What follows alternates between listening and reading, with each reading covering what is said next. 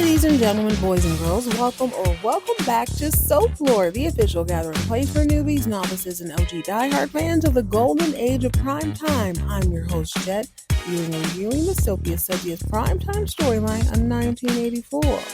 So whether you're new to this or true to this, sit back and enjoy. Tell the kids it's time to play outside or out of sight. Tell Dave no questions, suggestions, or concerns for the next 25 to 45 minutes. Everyone else in earshot, cool, quiet, or kicked out are the only option you have, baby, because we are watching our stories.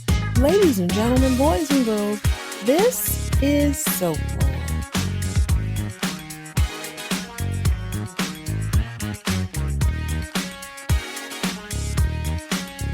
Hello, party people. Welcome back to another fun-filled edition of Soap Lore. I hope your day is shaping up well. We are jumping into another fantastical episode of Dynasty, Season 5, Episode 4, The Rescue. To Lord Byron.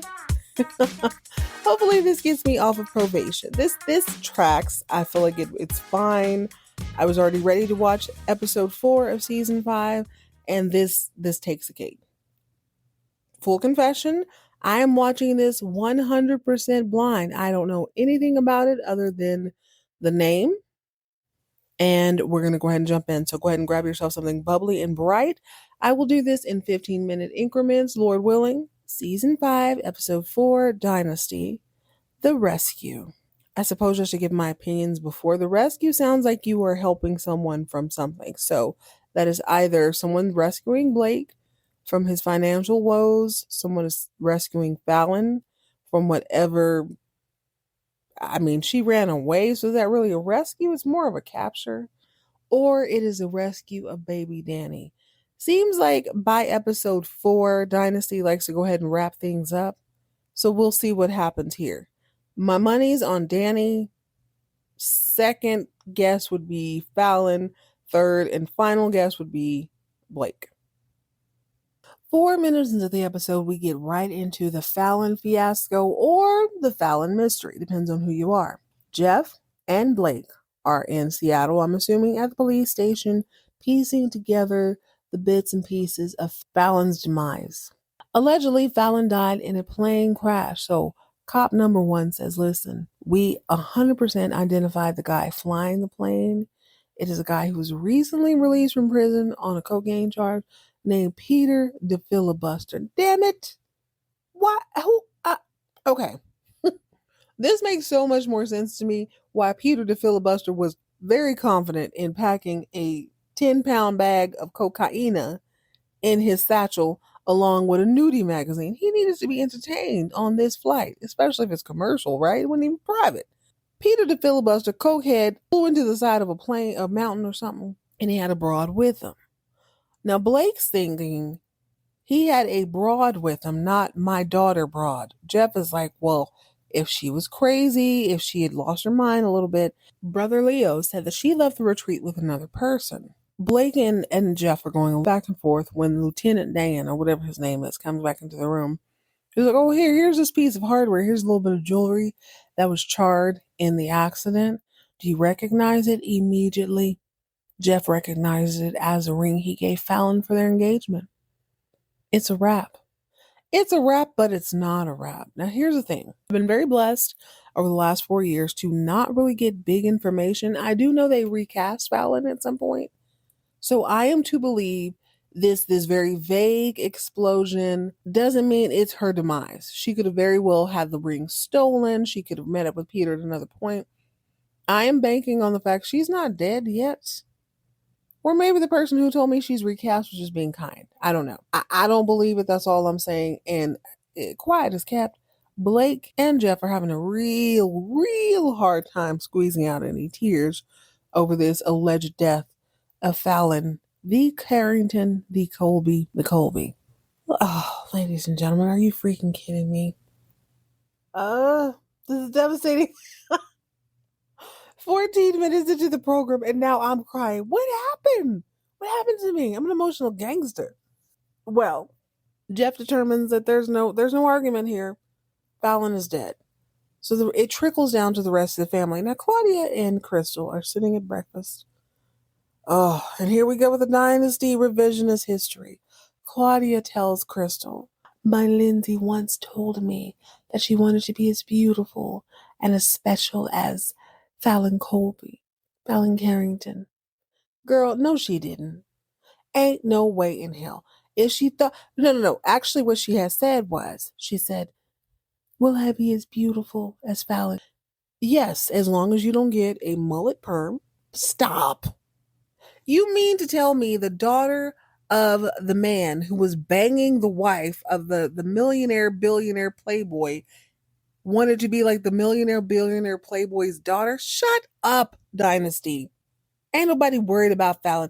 Ain't nobody checking for Fallon like that. But apparently people are sad that she is deceased. I'm not, it's not funny. Adam knows, Jeff knows, Steven knows he's in the attic. She was my best friend. She was so good. She hated everything. She called all of my toys stupid.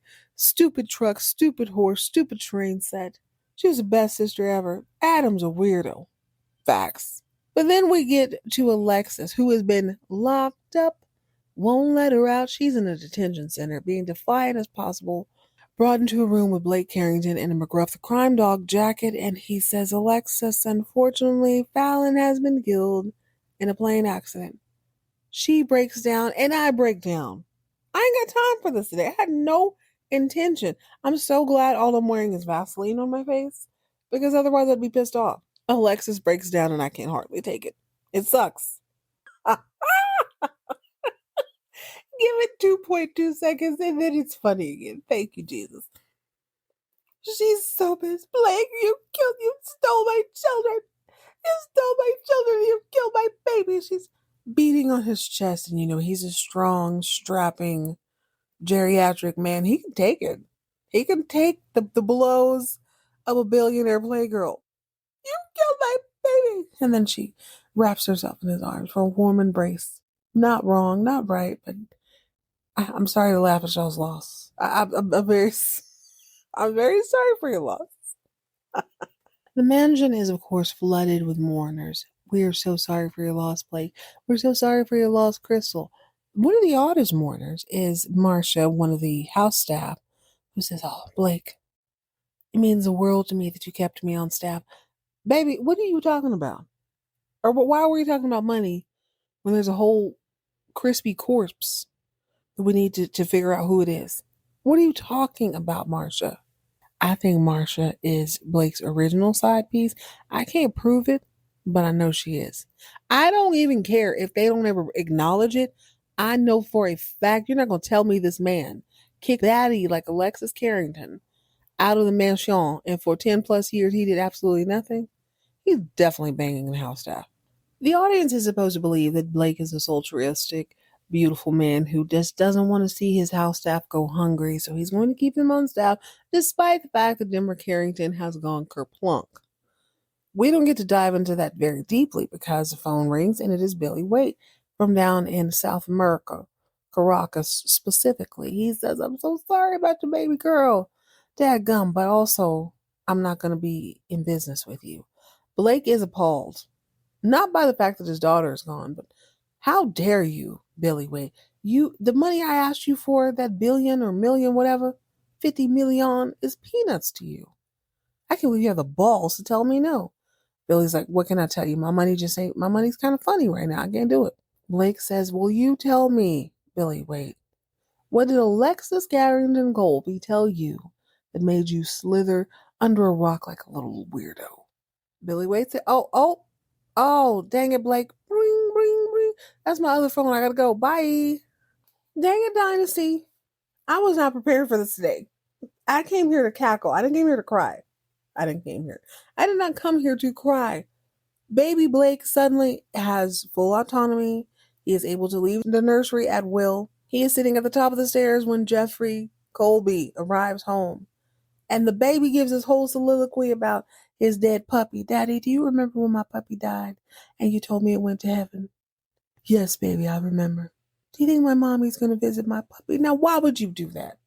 Why would you do that? I was having a fine day. Not the baby. Oh, I'm devastated. Not because she's dead. I really don't care about that part. I'm sad that everybody else is sad. Dex comes to visit Alexis in the clink, and she begs him, please, my darling, please. My baby girl is deceased. I need to get to this funeral. Please get me out of here. He insists there's nothing he can do. But as she cries and she flips her little bit of hair around, he is inspired to do whatever is needed. And she is released from prison. Jail, pardon me, not prison. He did tell her, that girl, now why did you think you could travel internationally? She's like, my bad. My bad. That's my bad. I heard the international part. I had no intention of doing anything internationally. Luckily, though, she is released from the clink in time to visit Fallon at her very last appearance on the show, allegedly. Fallon's funeral is intimate, it is quiet, and it is quite sad. The whole family gathers around. We got Krystal, we got Blake, Stephen, and Claudia the Stallion, Jeff Colby, and Blake Jeffrey Colby, who is a full-on walking 4-year-old. And the priest does a really good job. He goes around and says, this is a daughter of Colorado, child of Blake Carrington and Alexis Carrington Colby. She is the betrothed to Jeffrey Colby, twice. Mother of Blake Jeffrey Colby, stepdaughter of Krystal Blase Carrington. She's beloved and we miss her and blase blase. So they kind of go around the room, or the gravesite, and you see Stephen trying his very best to squeeze out a tear. And he's like, she didn't leave me anything in the will. Adam is like, oh my God, can't believe I almost banged my sister, but didn't. His first impression of her is like, God, I want to bang her, but they turn out to be siblings. Blake is fighting for his life to squeeze out one single tear. Like she's a child who had the most potential. It's a shame. Krystal's eyes look watery. Claudia seems to be in tears for a minute, but then it's like she pats her eyes dry and she's like, damn, wait a minute now. She dead.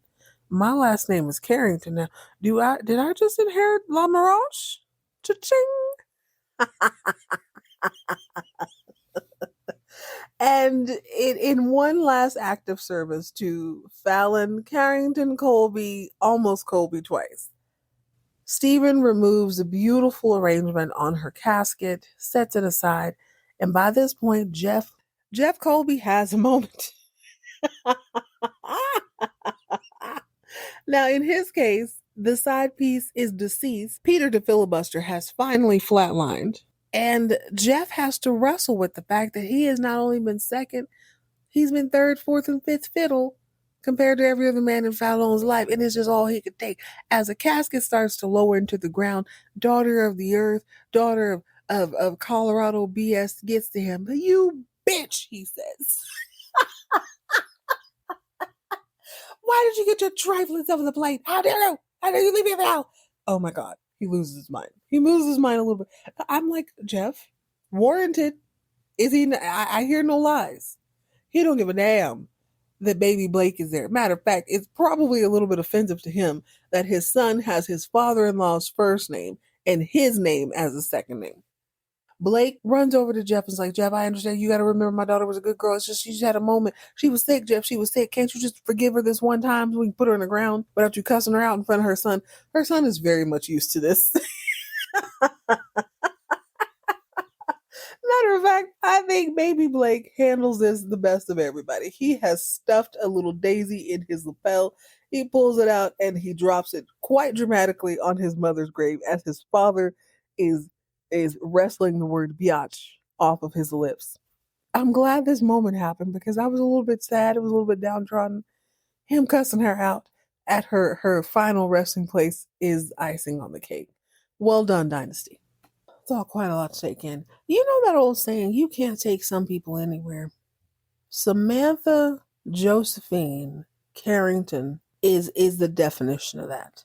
She and Stephen finally meet in some dive bar. Actually, it's not a dive bar, it's a diner in LA. And baby girl orders everything on the menu, hinting at the fact that she might be a street crawler at this point. She's probably not living in some sort of stability. But she won't even begin the conversations concerning her son until she has properly ketchup and mayonnaise and mustard all of the accoutrements she needs in order to have a successful conversation. So she's slathering up the salami. Steven's like, where's the baby? The baby is with some friends of mine. Don't bother looking for him. You ain't gonna see him till I get what I want. Steven says, what do you want? 30 thou wow, homeboy, a month for the rest of my natural born life. I'll sign whatever you want after that. Now Steven says, now where in the hee-haw hell does your country behind think I'm going to get $30,000 a month just to keep things crystal clear? $30,000 in 1984 is the equivalent of around $93,000, between $93,000 and $97,000 in 2025. That is a full Toyota Corolla a month. That is about 5 to 6 months rent in a really swanky place in a major metropolitan area. That's a lot of money. In 1984, I mean, that is, baby, that's a brand new 4 to 5 to 6 bedroom house every month, depending on where you live. Sammy Jo wants all the money. Steven's like, girl, where am I going to get that? Sammy Jo says, I know your father's broke, but your mother's not. And she hates me. She's already cut a check before. Make sure it happens again. Steven's like, fine. I'll do that. I'll get a contract drawn up, and I don't want to see you ever again. She's like, that's cute. Oh, Steven, loan me $20 or I'm going to show my entire behind in this restaurant. I'm going to make a full-on scene, as if eating every item from the menu is not already making a scene. For the record, $20 is around $62 today. I'm so jealous of the fact. I thought to myself, there's no way $20 is going to cover that. Yeah, it would have. It definitely would have. I used to have entire weekends. I'm talking Friday, Saturday, all day Sunday on $20 and lived granted, I was a child, but you could do some damage with that. Now, baby, she wouldn't have got more than a glass of water, half of a salad, and half of a sandwich, maybe for $20. It's quite depressing. Steven says, pull a stunt. I'm not giving you $20 and $30,000. You can kiss my entire ass. What you can do, though, is get your life together, because if my baby comes back harmed in any way, I'll kill you dead, Sammy Jo. I'll kill you and your salami sandwich dead. Oh my God. Dynasty, I forgive you. I hate you. I hate you so much right now. Not me crying at the beginning of the show, fully expecting camp and fun, only to have it be completely redeemed in a way I did not see coming. So Steven tells Sammy Jo to kiss all 20 inches of his narrow behind, because you ain't gonna get $20 from me. You gonna eat the salami and figure out how to pay for it. Unbeknownst to Steven, at the Stefano restaurant, he drives off in my grandma's Lincoln. Adam is parked across the street, chilling in the cut. He waits till the darkness hits. He decides to scale the balcony, or probably just went up the steps of this hotel motel. Looks like the Travel Lodge Inn. Great hotel, by the way. And he's gonna do a little B&E. He breaks into Samantha Jo's room. Baby Danny is peacefully sleeping, as is his hood rat mother. Adam goes over to the crib and he's like, hey nephew, you're going home. He goes to pick up the baby. Sammy Jo wakes up and she sees him. She's startled for like half a second. And then she's like, oh my God, Adam. Hi, baby. He's like, hey, yeah. I got disappointed. I'm like, damn it, Adam. Kidnap the kid. I have never shouted that in my life. Stay focused, Adam. You have a mission. Adam is not, listen, he's not deterred. I played myself. Adam didn't play himself. So he goes over to Samantha. They kissy boo boo face. He reaches over. He finds a loose leaf scarf. He decides to tape it around her mouth. Shut up, you wench. Then he fastens her hands. Then he fastens her feet. It is a little hard to not picture him doing the same thing to Corbithius. Adam has rape tendencies. We can't get around that. I'm sorry. I am not celebrating that part of him. However, I am saying the same part of his mind that omits the logic is beneficial in a kidnapping. Once Samantha is secured and on her belly, hogtied practically, Adam casually walks over to the crib where baby Danny has been fighting sleep. He was peacefully sleeping. His mom was making a lot of noise and he's stirring a little bit. Uncle Adam says, hey bro, hey buddy, you're going home. He picks up the baby and he walks out of the room. Shout out to Adam. Shout out to Adam. Well, Apparently, Adam flies back home to the mansion without a hitch. Baby Danny is quite easy to travel with, which doesn't surprise me considering he's been kidnapped. Quick aside, how traumatized are these children? I've been thinking about this over the last couple of days, and I think I want to see a series where we see John Ross Ewing the third grown up, baby Joseph grown up, baby Danny grown up. These kids have been snatched up more times than a little bit. They are millennials, there's no doubt. They would probably be around 44 years old, um, relatively young, you know what I'm saying? Probably on edibles.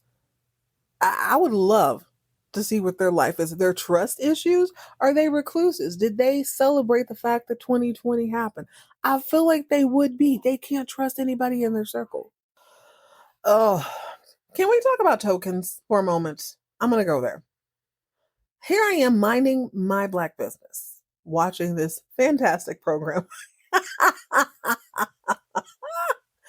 And I see a woman whose name escapes me, but I swear to you, I have never not seen her outside of the same either blue uniform because she's somebody's maid, or she's in a blue or yellow dress similar to this maid dress, and she's a mean old black lady. Every time, how are you a mean old black lady in 1983 or 84 and you're still a mean old black lady in 2020, whatever? I don't even know if she's still alive, but this is the same woman, ladies and gentlemen. If you've ever seen Tina Turner's iconic film, What's Love Got to Do with It? By the way, do y'all know she was traumatized watching that? I watched her entire documentary. She was able to tell the story on paper because they did it in increments. It wasn't every day, it was once every month or so. Once they put it all together and then turned it into a film, when she saw it on film, she reclused a little bit. It was overly traumatic, which makes 100% sense. Devastating. I can't hardly watch that film the same anymore. Anyway, do y'all remember at the beginning of the film, there was the choir director who did not want her to sing This Little Light of Mine with the swag that she had. So she ends up kicking the baby out of Sunday school. Same woman, Dominique Devereaux, pulls up in her camel colored with her fur line. I mean, she's rich, she's fabulous. And they got the little black children sprinkled about. Oh man, why you always do us like that?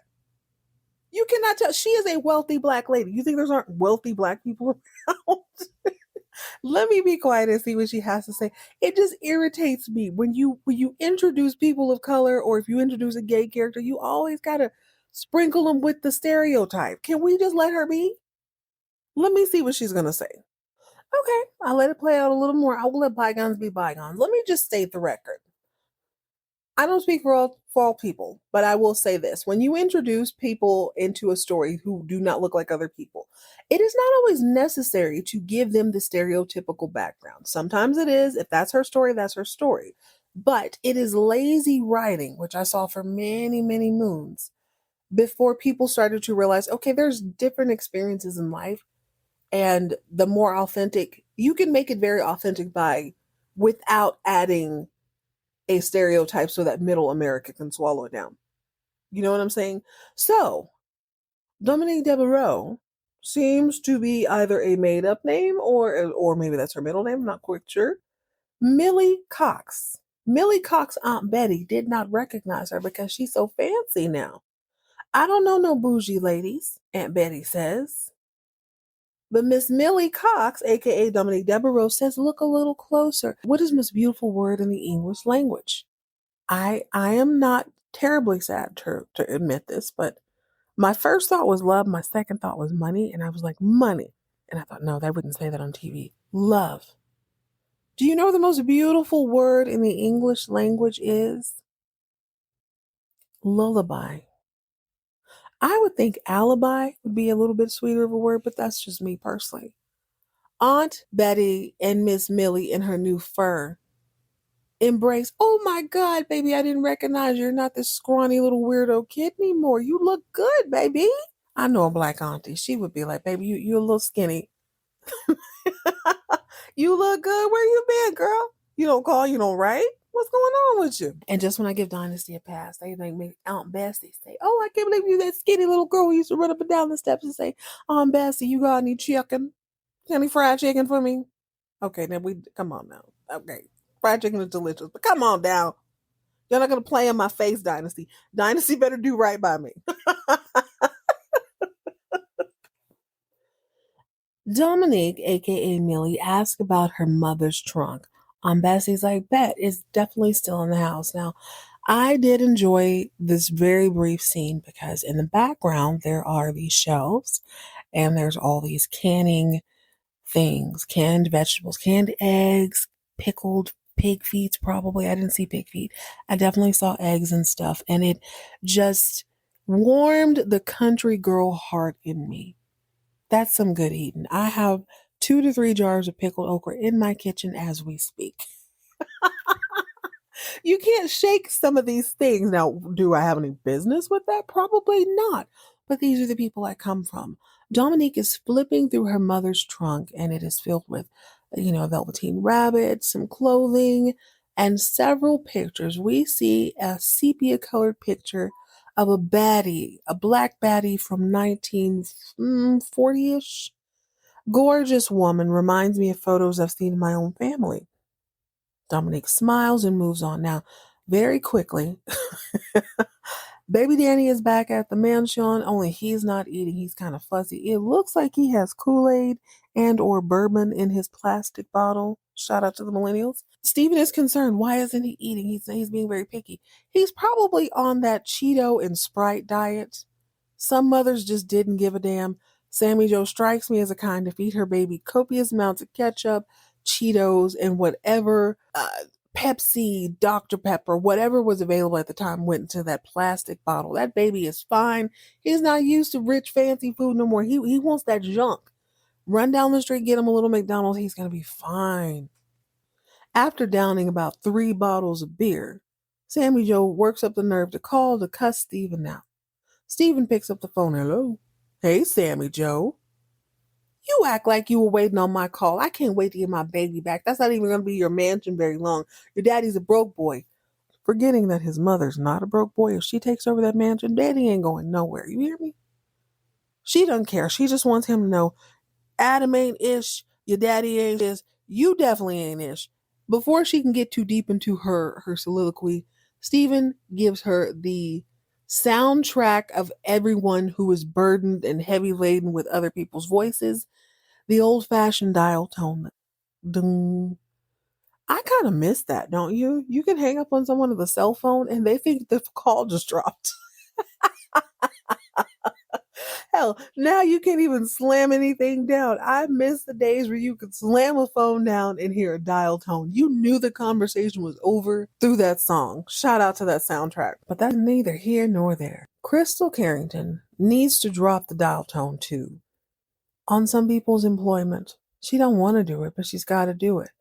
So she lines up the house staff and says, guys, 4 seasons ago, pardon me, you all were kind to me when Joseph wasn't around, and you helped me become the uppity, bougie, stuck-up, wealthy woman I am today, and I'm going to repay you by terminating all of your jobs.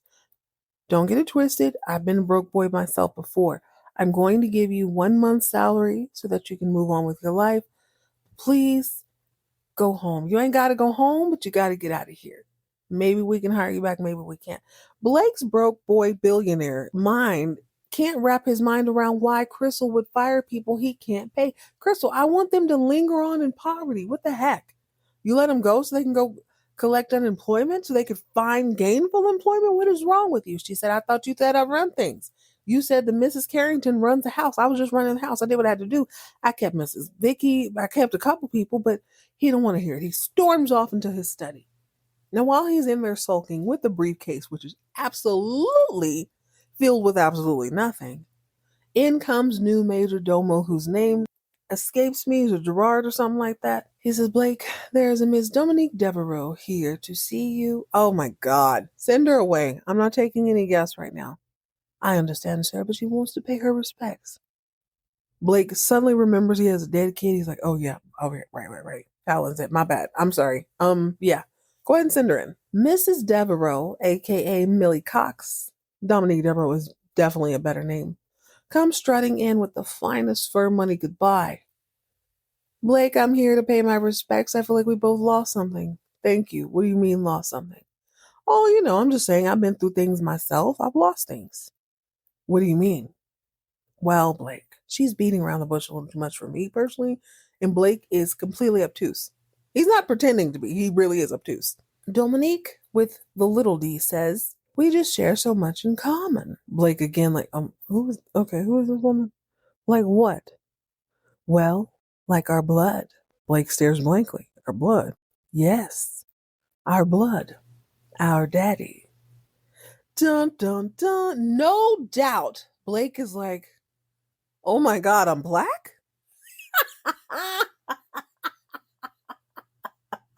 Sure, Blake. Sure. I like that. Let's plot twist this. Blake is a brother, allegedly. I don't really know. I mean, okay, it makes sense to me. I saw Dominique's mom. Okay, it makes more sense to me too because if Blake was ever telling the truth at some point, he came from nothing and built something. He did not inherit the Carrington fortune, he created it. Now, if his daddy wasn't wealthy, that makes sense, but Miss Devereaux became wealthy. So they clearly have the entrepreneurial gene in their system. I don't know what's really what, but okay. I actually kind of thought she was going to be what's her name? I thought she was going to be Alexis's sister for some reason. They seem like the same kind of lady to me, way more than Blake. But we will find out what happened. He looks, I don't know, he looks shell shocked. He didn't know if he's black. I feel like Blake would be the sort of person to totally exploit that, completely misrepresent the black experience through his BS struggles. Not, dude, you suck at being you. I can't wait to see how this turns out, though. All right, ladies and gentlemen, that's it. That's all. Thank you so much for joining me this episode. Did we say goodbye to Fallon for good? Nothing in my body tells me that that's true. But I am waiting to see how they resurrect her. Shout out to the actors who said, you know what, I got better things to do. Join me next time as we jump back into some soap opera debauchery. I'm going to tell you right now, I've already watched Knots Landing. We got to talk about that in media training. In the meantime, in between time, go ahead and cry. 4 tears were shed this whole episode over Fallon's death. Releasing those tears releases the emotions. It is a perfectly healthy part of the human experience. Don't be afraid to shed a tear. Also, don't be afraid to laugh at a vintage primetime soap opera when they snatch up a baby. That's not funny, IRL. It is funny in vintage primetime. Stay hydrated, stay moisturized, mind your own business, and keep all of your drama on TV.